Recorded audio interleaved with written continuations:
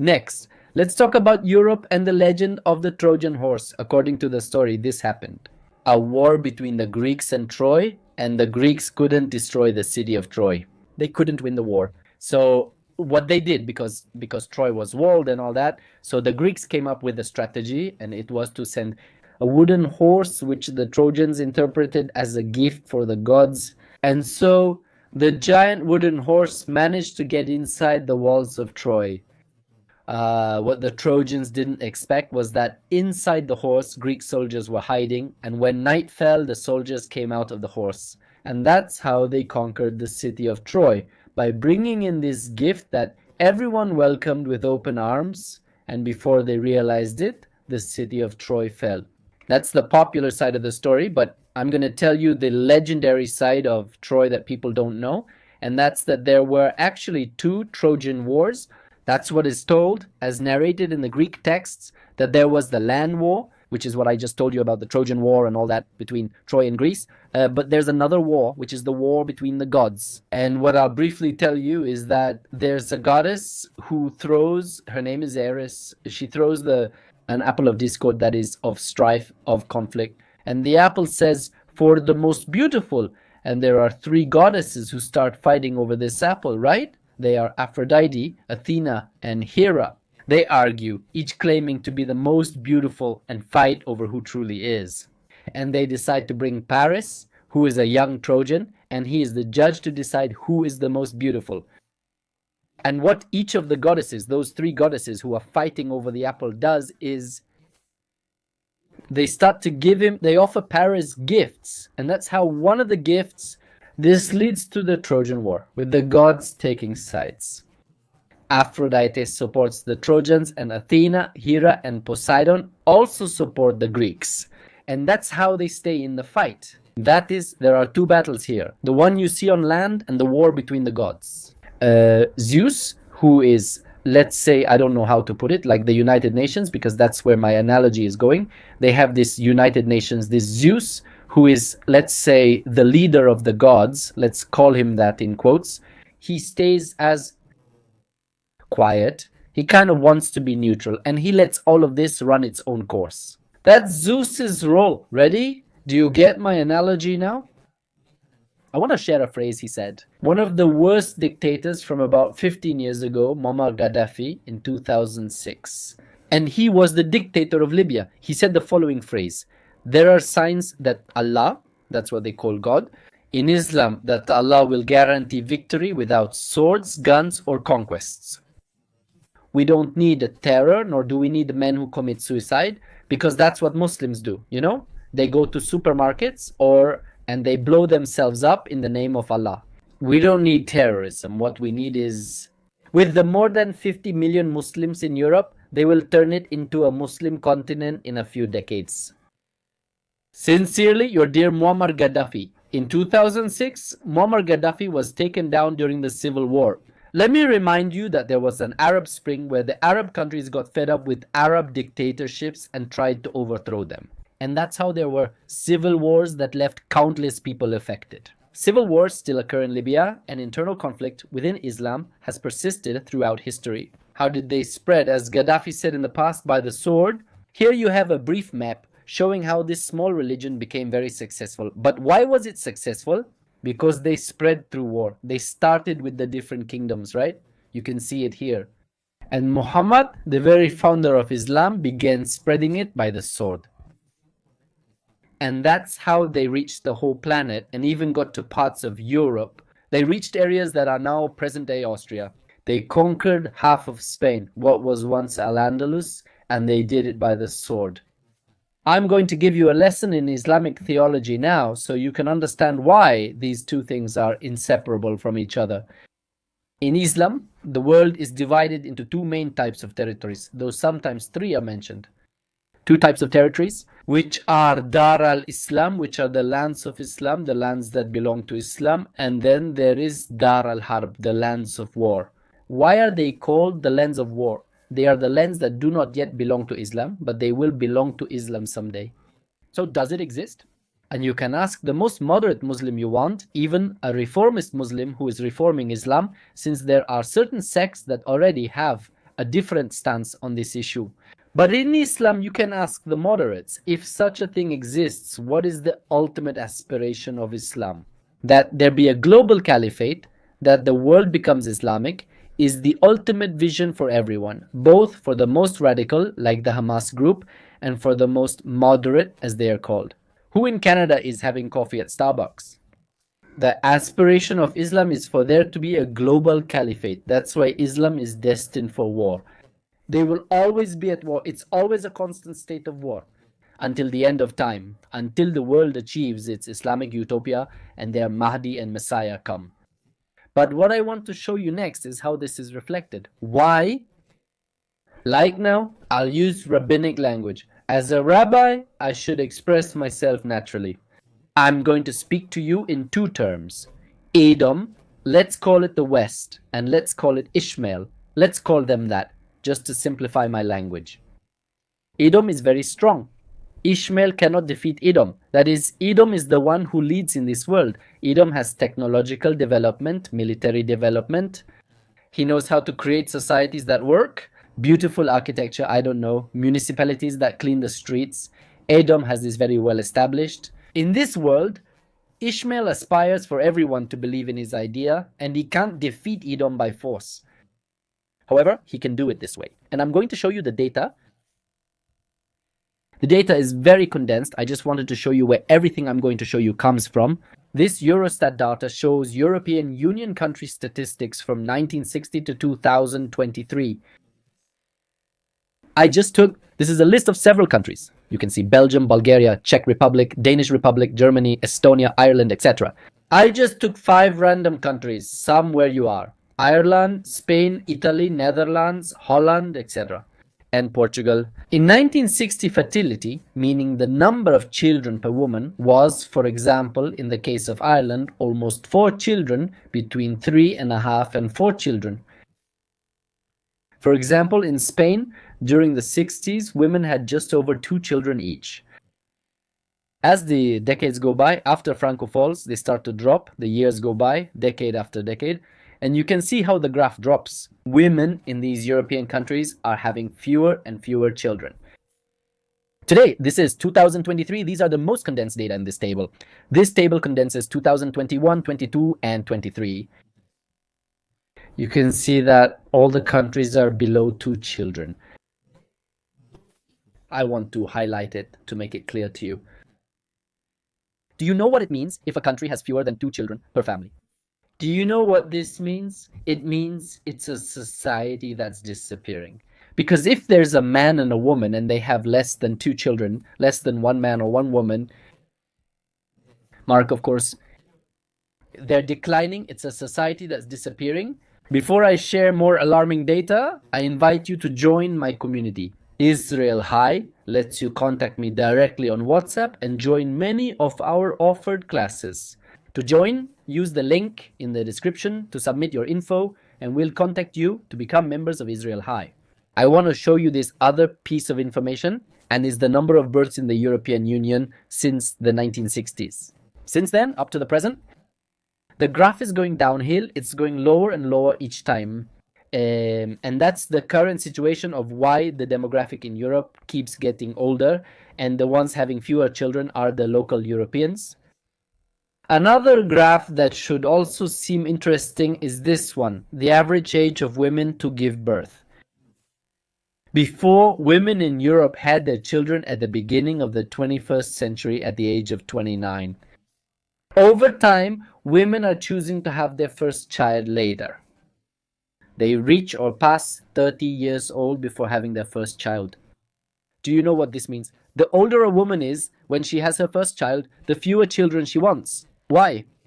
That is, she can't, not only for physical or biological reasons, but also because she has to take care of other things.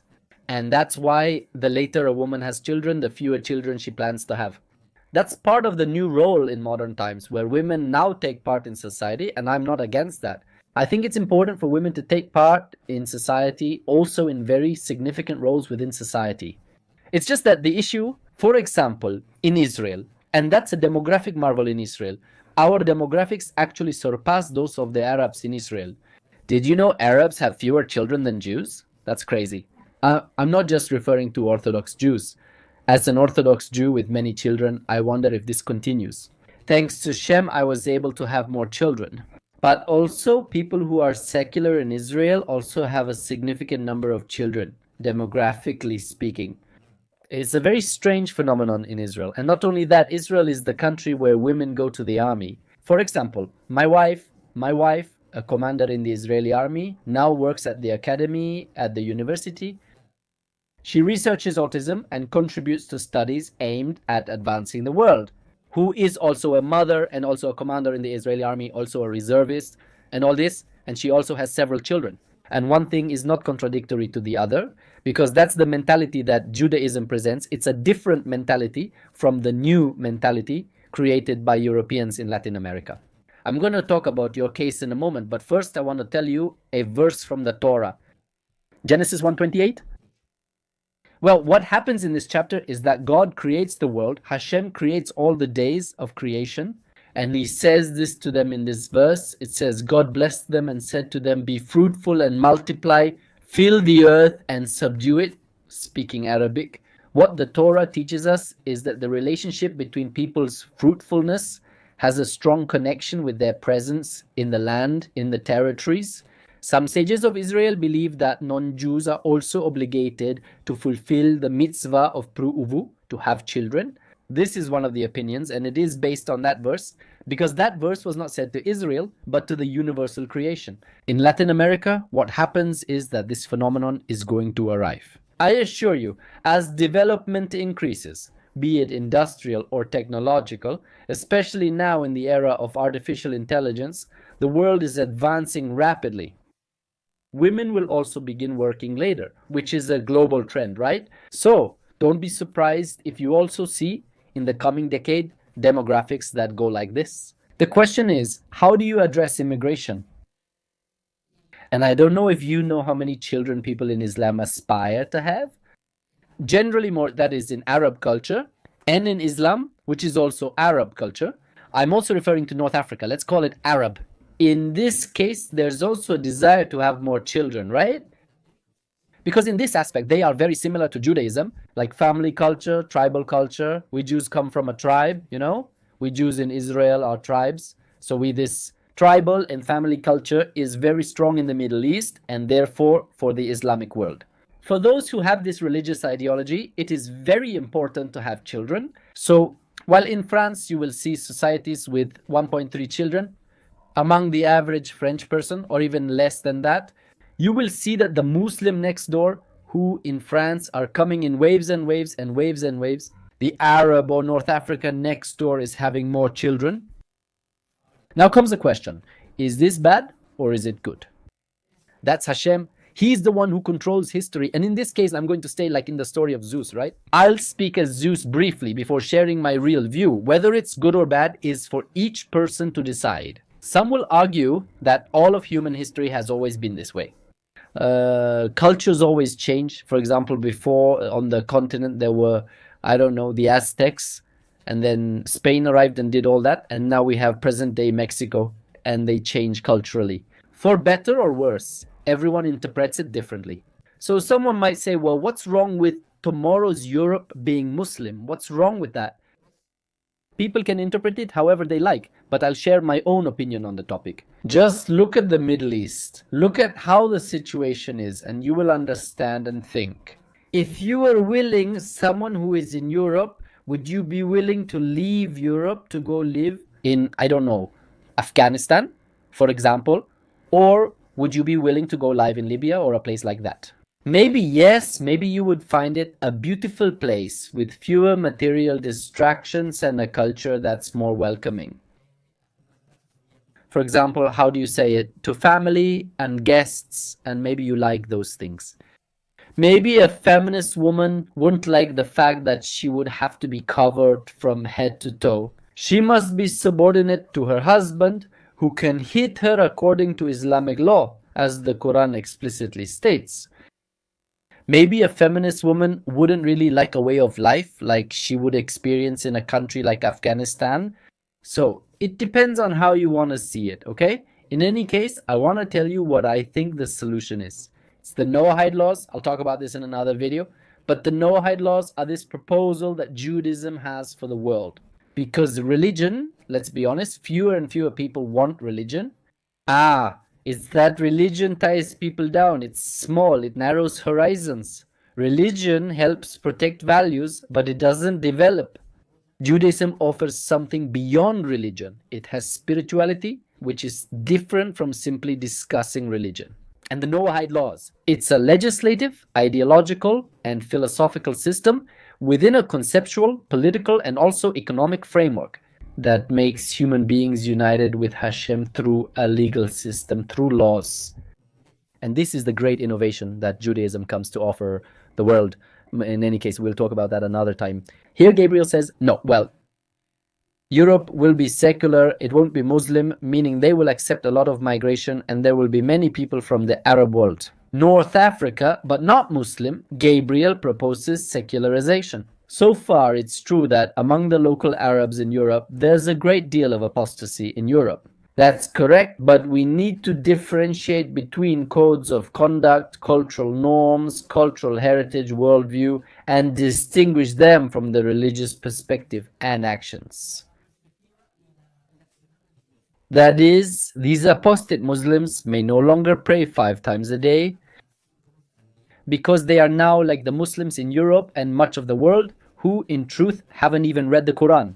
But of course, maybe they don't go to the mosque and things like that. But still, they have a strong attachment to their culture and see the world through the lens of their cultural heritage. And the question for the European is whether you, Mr. European, aspire for the world, like Europe, as you have it, to be governed by people who have a worldview unique to the continent, that is European, as it has been developed over these past centuries, or with the Middle Eastern vision, which is a different approach. That's why I say if a person is complete, if a person is satisfied and feels fine, and it doesn't cause them any antagonism, the way life is lived and governed in the Middle East, and they don't mind if their society becomes like that, fatal. I have nothing more to say. Well, have it your way. But maybe many Europeans say no. I wouldn't like to live in a society where this repressive ideology exists. No, I wouldn't like it. In many Arab countries where there is all this chaos, people do not live under Islamic law. To the person who asked, people do not specifically live under Islamic Sharia law. Some countries enforce Sharia or Islamic law. The countries, many of the dictatorial Arab Muslim countries, do not apply Sharia. But even so, they are dictatorial countries that repress the press, where women do not have full rights, where they have to ask for permission to go out or do things like that. That is, it's much more than just the religious act, than openly saying whether you observe or do not observe fasting during Ramadan. It's more than that. It's about worldviews. For example, I included it on my invitation page. Professor Antonio Pinheiro joined my page to discuss non-Jews in the 1st and 2nd centuries, historically speaking. And he often says that he's not a Christian, but he's a cultural Christian. What does that mean? Cultural Christian? What is that? It means his heritage is from Christianity. That is, and I'm going to talk to you a little about Friedrich Nietzsche. You may have heard about this German thinker from almost 200 years ago. And Friedrich Nietzsche said the following: God is dead, Gott ist tot, in German. What do you mean God is dead? What Nietzsche means is that in the Europe of his time, the social consensus about religion was in decline.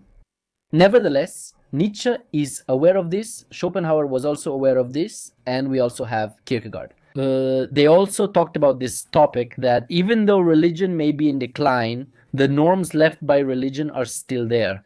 That is to say, it is true that Europe may already be secular and may not be Christian.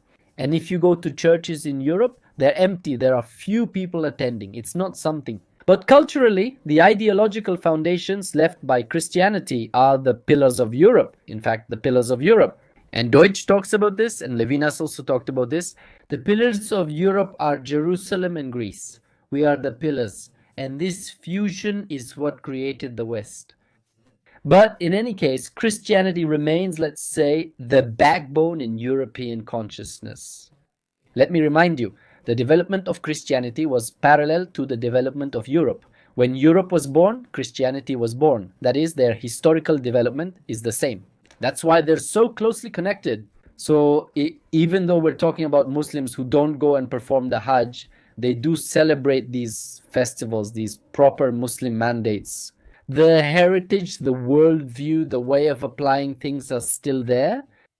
I'll share a case with you since you might think that's just paranoia. It can happen. So here's the case. Lebanon, I'll talk about this in another separate video, so I don't make this video too long.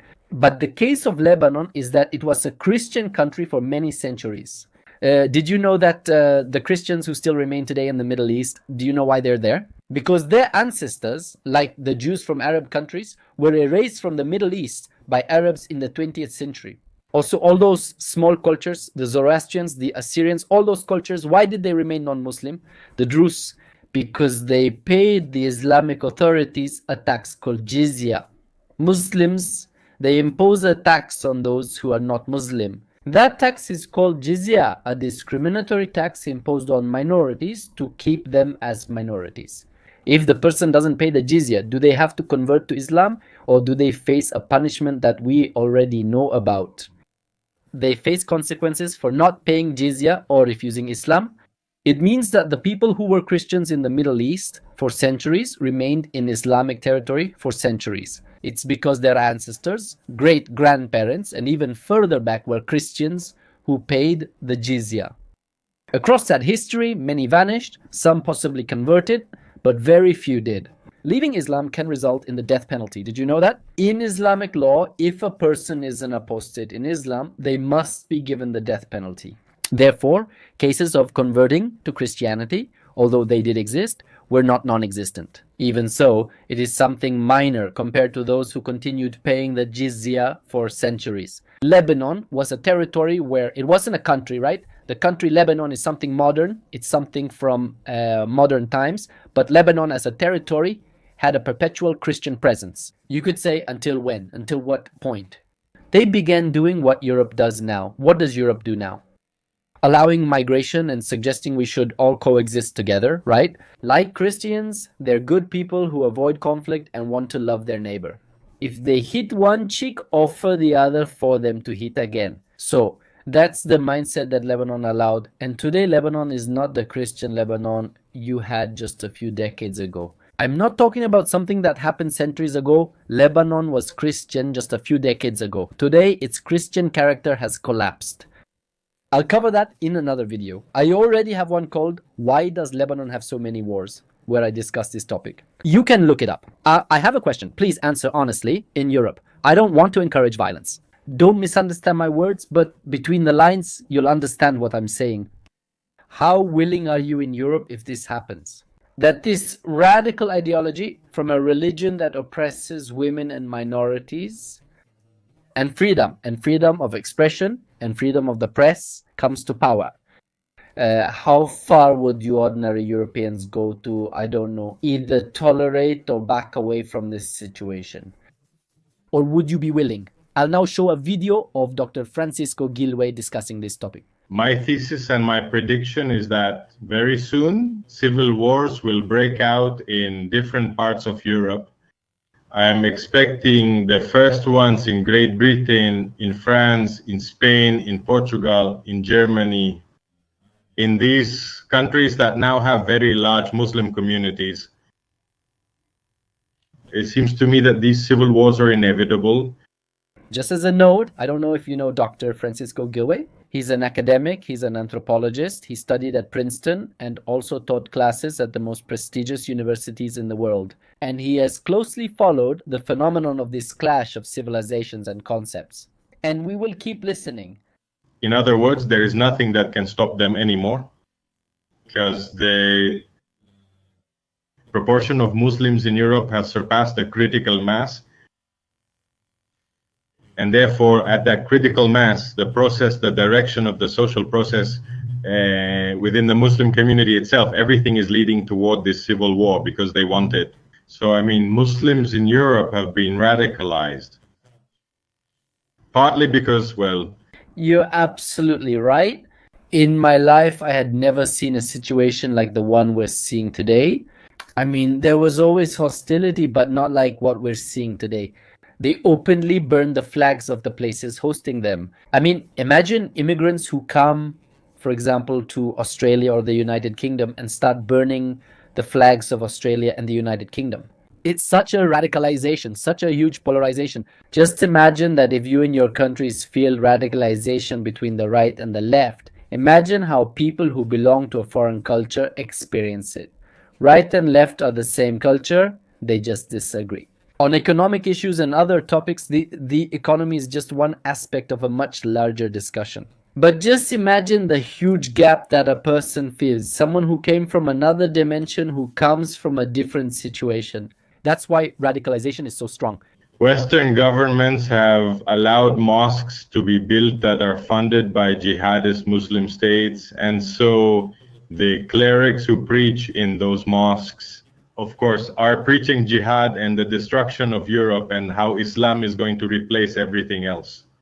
This is the most ironic part. The video ends here, but you can keep watching Dr. Francisco Gilway. I can tell you all the speeches and show you the data and graphs and all that shit.